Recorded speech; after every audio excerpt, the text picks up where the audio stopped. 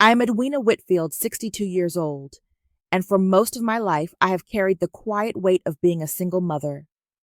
My husband walked away when my boy Ezra was only 3.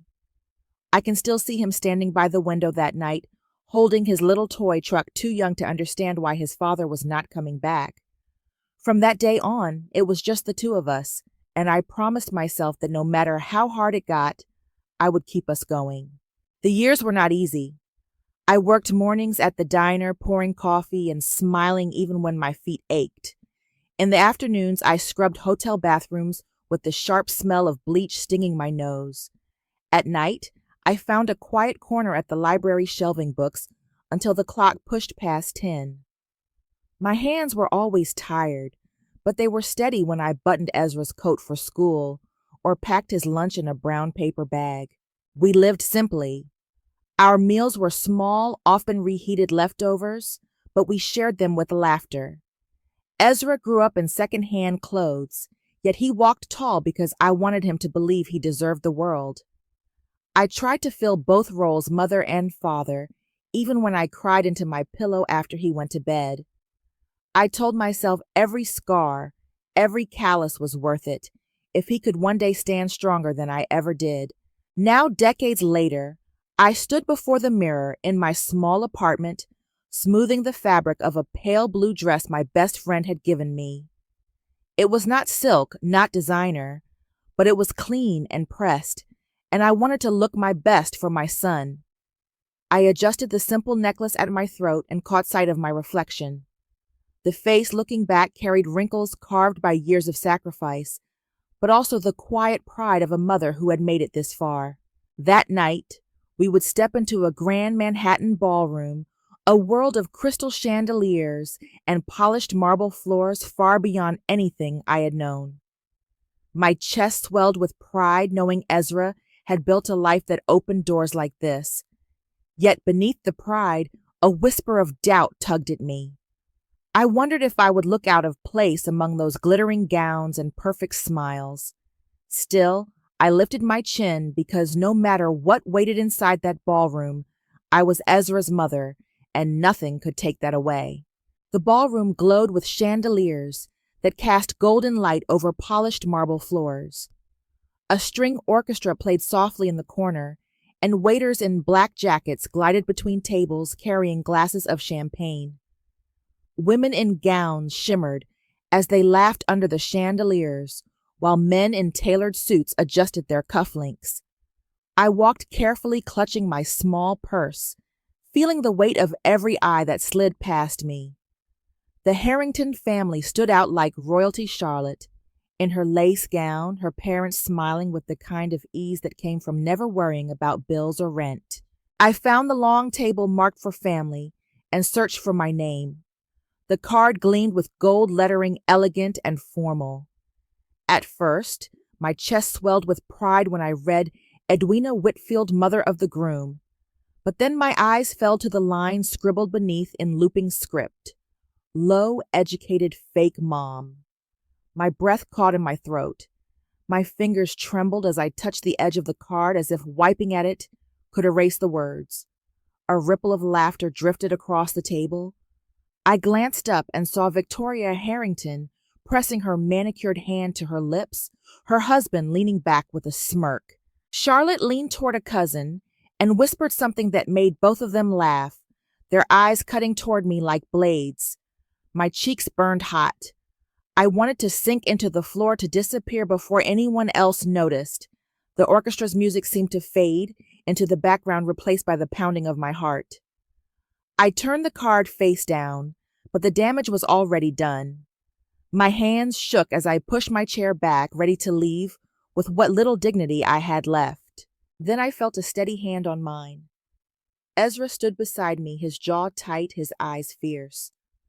"Mom, let's go home," he said, his voice low but clear. I froze, staring at him as he straightened and turned toward the room. He repeated it louder. "Mom, let's go home." The orchestra screeched to a halt. The room fell silent. 300 guests turned their heads, shocked by the interruption. Ezra's voice rang out as he stared directly at the Harringtons. "You just made the biggest mistake of your lives. Gasps rose from the tables. Chairs scraped against marble as whispers filled the space. Ezra didn't wait for a response. He guided me toward the exit with calm strength, leaving Charlotte and her family frozen in silence. In that moment, humiliation gave way to something else inside me. For the first time all evening, I felt the solid ground of pride beneath my feet. My son had chosen me over their glittering world. The city passed by in streaks of light as Ezra guided the car through the empty New York streets. The silence between us was thick, broken only by the steady hum of the engine and the occasional sweep of headlights bouncing off wet pavement. I stared out the window, my chest heavy, replaying the cruel words I had seen at the ballroom table. My hands were still trembling, folded tightly in my lap, while Ezra's jaw clenched as he kept his eyes on the road. Minutes ticked by before his voice finally cut through the quiet. "I saw it before you did." The words hit me like a stone. He explained that he had been watching when one of Charlotte's cousins scribbled the insult on my card. He wanted to see if they would really go that far, if they had the cruelty to humiliate the woman who raised him. Hearing that made my throat tighten. The pain was sharp, but mixed with it was a deep sadness that he had to witness it unfold with his own eyes. He kept driving the dashboard light soft against his face. Then he told me something else. They had begged him to sign a prenup pushing papers at him with promises of money and influence. He said he refused even when Charlotte's father hinted that it was the only way he would ever be accepted into their family. My breath caught because I realized my son had stood firm, even when the pressure must have been unbearable. I turned to look at him, and his expression was calm, steady, almost too calm. He said there was a reason he never needed their approval. Back in college, he and his roommate built a small fintech startup. For years, he worked in silence, never boasting, never letting on what it had become. Last year, J.P. Morgan bought it outright. He paused for a moment, then told me he had earned tens of millions from the sale. I gripped the edge of my seat, stunned. The boy I once tucked into bed with thrift store blankets, the young man who wore hand-me-down shoes, had built something powerful enough to change his life forever. My chest swelled with disbelief, then pride so fierce it felt like it might break me open. In that quiet car, the shame of the evening began to loosen its grip. My son had not only defended me, he had proven that every sacrifice had grown into something greater than I ever dreamed. The next morning dawned gray with rain streaking against the window of my small apartment. Ezra was already dressed in a navy suit, his tie knotted with calm precision, his eyes sharp with focus. He slid a thick folder across the table toward me as I sipped coffee from my chipped mug. Inside were pages of contracts and financial records, each stamped with names I barely understood. He explained that Harrington Medical Group had been bleeding money for years. Their reputation was polished, but their debt was deep. While they flaunted their wealth, he had been quietly buying their shares through a shell company called Whitfield Holdings. My stomach tightened as the reality sank in. He now controlled almost half of their empire. By mid-morning, we were walking into their towering headquarters in Midtown. The building loomed like a fortress of glass and steel, its marble lobby echoing with the sound of heels and hurried voices. People turned as Ezra strode past, whispers, rising the memory of the disastrous wedding still fresh in the city's gossip. I followed close behind, clutching my coat, my heart pounding. This was not my world, but it was now his battlefield. The boardroom smelled of leather and polished wood, long windows framing the skyline. At the head of the table sat Dr. Harrington, his silver hair gleaming, his expression smug, as if he still held control. Beside him was Victoria, her lips tight, her eyes flashing with disdain, and Charlotte pale and tense. The room was full of executives in tailored suits, each waiting for Ezra to falter. He did not. He calmly placed the folder on the table and announced that effective immediately, He controlled 52% of Harrington Medical Group. Silence followed, broken only by the rustle of papers as hands scrambled for proof. Dr. Harrington's voice cracked with disbelief as he sputtered denials. Victoria's face drained of color as she read the signatures, the stamps, the legal weight of it all. Charlotte shook her head, whispering no, as if saying it enough times might change reality. The air grew heavy as the truth spread through the room. Their empire was no longer theirs. Ezra's voice was steady, cutting through the chaos like steel. You mocked the woman who raised me. Now her name controls your empire. His words struck harder than any contract. I felt my throat tighten as every eye turned toward me.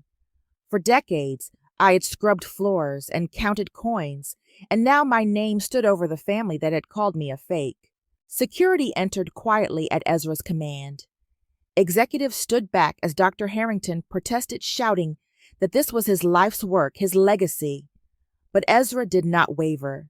He informed them their positions were terminated, their severance to be mailed. The guards escorted the family out as murmurs filled the room. I watched Victoria clutch Charlotte's hand, fury mixed with fear on their faces, as the doors closed behind them. In that moment, I felt no vengeance, only awe. My son had turned humiliation into power, had carved dignity out of the very stones they tried to throw. I sat still in that boardroom, overwhelmed by the quiet pride that swelled inside me. For the first time, the balance had shifted. The empire that mocked me now carried my name, and it was Ezra who placed it there. The weeks after the takeover moved like a storm. Newspapers across the country ran headlines about Ezra Whitfield, the groom who walked out of his own wedding and then seized control of his in-law's empire. Television anchors replayed the story with dramatic flair, calling it poetic justice. The Harrington family, once celebrated as untouchable, found their name dragged across front pages. Investigators uncovered years of hidden debts, fraudulent insurance claims, and questionable tax filings. The empire that had mocked me at a wedding table was crumbling piece by piece, and the city watched with hungry fascination. Charlotte vanished from social media within days. Her carefully curated photos of designer brunches and summer trips disappeared, leaving only blank profiles where followers once flocked. I found myself staring at the empty accounts late at night, wondering how someone so proud could disappear so quickly. Part of me thought it was deserved, yet another part wondered what silence she now lived in. One gray afternoon, as rain tapped against the window of my modest Cleveland apartment, a knock echoed at my door. When I opened it, Charlotte stood there. She looked nothing like the woman from the ballroom. Her hair was unkempt, her eyes swollen from crying, and her hands shook as she clutched a damp coat around her shoulders. For a moment I froze, unsure if I should even let her in, but the sight of her trembling was enough to move me aside. She stepped inside quietly, her voice breaking as she tried to speak. She confessed in halting words that she had never truly hated me. She admitted she had been raised under the iron grip of her mother Victoria, who drilled into her that status meant everything. From childhood, she was told love was weakness and wealth was the only shield. By the time she met Ezra, she had already been conditioned to look down on anyone who came from less. Her cruelty at the wedding was not born out of personal spite, but from fear that defying her mother would bring shame.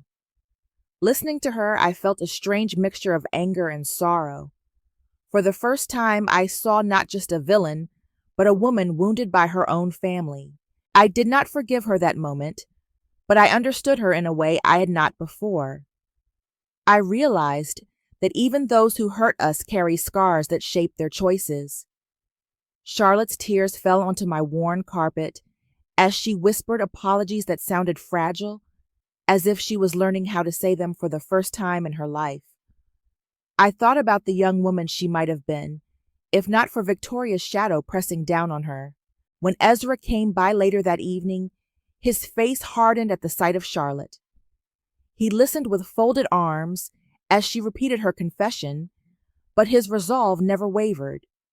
He reminded her of the non-compete clause signed in desperation by her parents, a legal chain that barred the Harringtons from ever working in healthcare or holding shares in any hospital group in the state.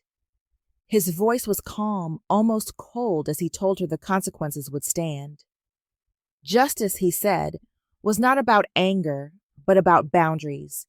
They had crossed the line too many times, and now they would live with the outcome. I watched the tension between them and felt the pull of two truths. On one side was accountability, the need to protect what Ezra had built and ensure the Harringtons could not strike again. On the other was compassion, the recognition that Charlotte herself had been a prisoner of a cruel legacy. As she left, I stood at the door, the sound of rain still soft on the glass. My heart was heavier than I expected, filled not with victory but with the quiet realization that brokenness runs deeper than appearances. That night, I sat with Ezra in the kitchen. He spoke firmly about moving forward, about building something stronger from the ashes of humiliation. I nodded, proud of his strength, but still turning over Charlotte's words in my mind.